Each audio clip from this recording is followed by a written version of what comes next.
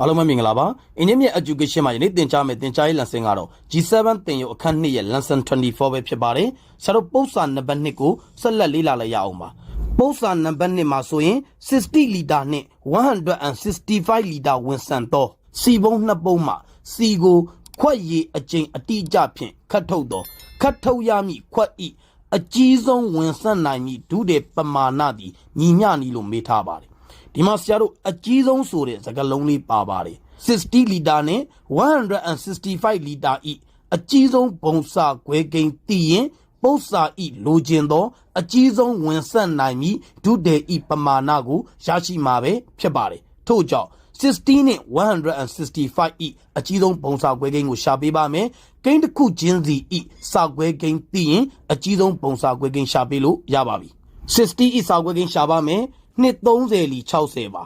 နှစ်15လီ30ပဲဖြစ်ပါတယ်35လီ15ပါ5တလီ5ပါထို့ကြောင့်60ဤစာခွဲကိန်းကိုပြောပါဆိုရင်2 into 2 into 3 into 5ပဲဖြစ်ပါတယ်ဒါကိုဆရာတို့က index notation ထညွန်းသင်္ကေတနဲ့ဖော်ပြပါမယ်2 square into 3 into 5ပဲဖြစ်ပါတယ်165ဤစာခွဲကိန်းရှာပါမယ်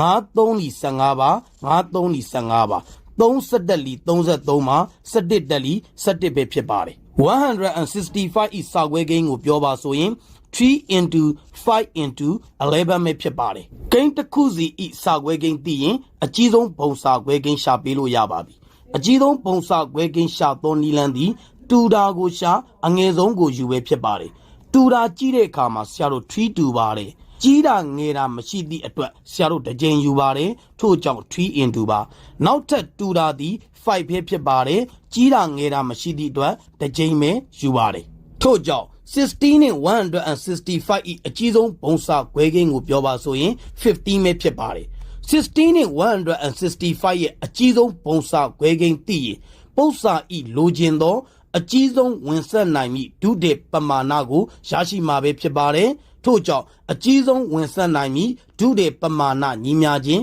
15လီတာပဲဖြစ်ပါတယ်ယနေ့သင်ကြားပေးခဲ့တဲ့ပု္ပ္ပစာနံပါတ်2ရဲ့ရှင်းလင်းချက်ကိုနားလည်လိမ့်မယ်လို့ထင်ပါတယ်အားလုံးကိုကျေးဇူးတင်ပါတယ်ရှင်လန်းချမ်းမြေ့ကြပါစေဗျာ